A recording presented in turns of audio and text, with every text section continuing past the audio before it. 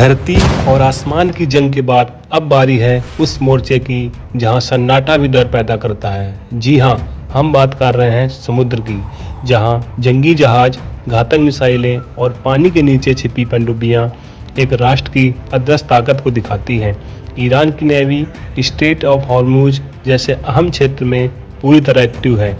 उसके पास fast attack crafts, mine layers और कुछ पनडुब्बियां भी हैं। वहीं इजराइल की नौसेना छोटी जरूर है, लेकिन टेक्नोलॉजी, स्टेल्थ और नाभिकीय हमला करने में काफ़ी सक्षम है। उसके पास डॉल्फिन क्लास सबमरीन्स जो परमाणु हथियार तक ले जा सकती हैं। तो सवाल है, अगर समुद्र की जंग छिड़ जाए तो कौन आगे होगा? आइए अब हम जानते हैं। बात करते हैं ईरान की नौसेना में। तो ईरान की नौसेना पर्शियन गल्फ और स्ट्रेट ऑफ हॉर्मुज में, जहां से दुनिया का 20% तेल ट्रांसफर होता है, यहां तैनात रहती है हमेशा। इनके पास fast tag attack boats, mini submarines और कोस्टल मिसाइल बैटरीज जैसी तकनीकी हैं।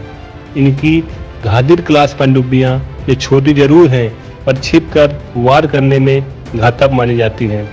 साथ ही ईरान ने कई ड्रोन बोट्स और एंटी-शिप मिसाइल भी विकसित किया है, जिनका मकसद समुद्री रास्तों को बाधित करना है। अब बात करते हैं इजराइल की तकनीकी नौसेना के ऊपर, जो आकार में भले ही छोटा है, लेकिन तकनीकी में बेहद उन्नत है। इसकी सबसे बड़ी ताकत है डॉल्फिन क्लास की सबमरीन्स, जर्मन तकनीक से बनी परमाणु क्षमता वाली पनडुब्बियां जो सेकेंड स्ट्राइक कैपेबिलिटी प्रदान करती हैं। यानी अगर देश पर हमला हो तो जवाब भी समुद्र से मिलेगा। इसके अलावा इजराइल ने कई सी ड्रोन्स, स्मार्ट सर्विलांस सीट्स और लेजर बेस्ड डिफेंस सिस्टम भी विकसित किए हैं। अब हम बात करते हैं रणनीति पहुंच की तुलना पर। रणनीतिक दृष्टिकोण से देखा जाए तो ईरान की नेवी क्षेत्रीय है, यानी पर्शियन गल्फ तक ही सीमित है, जहां वो अमेरिका और सऊदी जैसी शक्तियों पर दबाव बना सकता है। वहीं इजराइल की नौसेना भूमध्य सागर में सक्रिय है, जहां से वह लेबनान, गाजा और रेड सी तक ऑपरेट कर सकता है। दूसरे शब्दों में, एक डिफेंसिव है और अवरोधक रणनीति, तो दूसरा सटीक और गुप्त हमले के लिए हमेशा तैयार रहता है। अब हम दोनों देशों के बीच टेक्नोलॉजी के अंतर को समझते हैं।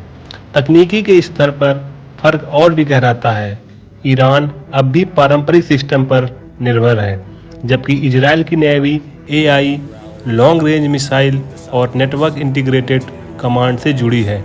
जहां ईरान की ताकत है भीड़ में हमला, वहीं इजराइल की ताकत है सटीक और साइलेंट वारफेयर।